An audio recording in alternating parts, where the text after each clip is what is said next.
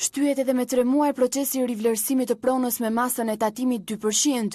Udhëzimi miratuar në shtator përcaktonte se afati i procesit të rivlerësimit duhet të mbyllej në fund të muajit shkurt, por News 24 ka mësuar se qeveria do ta miratojë shtyrjen e afatit të procesit deri në 31 maj.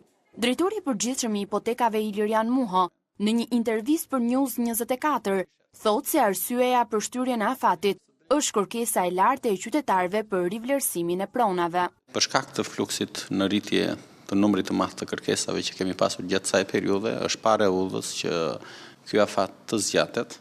Tashmë ka një iniciativë të Ministrisë Financave dhe Ministrisë Drejtësisë për të paraqitur qeverisë ndryshimin në ligjin që parashikon rivlerësimin e pasurive për ta shtyrë këtë afat deri në 31 maj të këtij viti. Për të qenë më konkret, nëse një pasuri është krijuar në vite dhe ka pasur një vlerë të caktuar, nëse kjo pasuri do të shitej në kushtet e sotme, detyrimi që do të kishte qytetari ndaj organeve tatimore ishte një detyrim i konsiderueshëm. Nëse një qytetar këtë pasuri do ta shiste, diferenca midis vlerës që do të ka kjo pasuri sot me vlerën që ka pasur në momentin e krijimit, do të llogaritej një detyrim prej 15% të kësaj vlere, që ishte një vlerë e konsiderueshme. Nëse do të kryhet ky proces, pra qytetari do të vi dhe do të kryej procesin e rivlerësimit, atëherë pasuria do të ketë një vlerë të parafort me vlerën e tregut. Pra, nëse pasuria në momentin e krijimit ka pasur vlerën siç tham 200 apo 300.000 lekë dhe sot ka një vlerë 20-30.000 euro, do të llogaritej 2% e diferencës së vlerës së pasurisë në kushtet e sotme me atë çfarë ka pasur në momentin e krijimit të saj.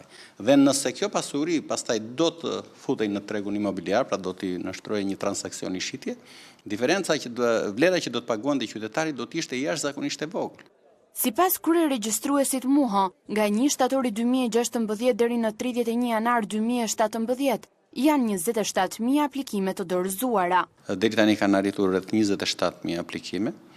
Natyrisht peshën dhe volumin më të mbathë mban zyra vendore e Tiranës, por edhe zyrat e tjera si Durrësi, Elbasani, Vlora. Por çfarë procedure duhet të ndjek dikush që kërkon të rivlerësojë një pasuri? Fillimisht pronari apo një person me prokurë për të kryer këtë proces duhet të marrë formularin në sportelet e hipotekës. Më pas ai duhet të plotësojë të dhënat e tij, numrin e pasurisë dhe taksën që duhet të paguajë. Pas dorëzimit ai bën pagesën në bankë dhe brenda 48 orësh ndryshimi i vlerës së pronës reflektohet në kartelën e pasurisë.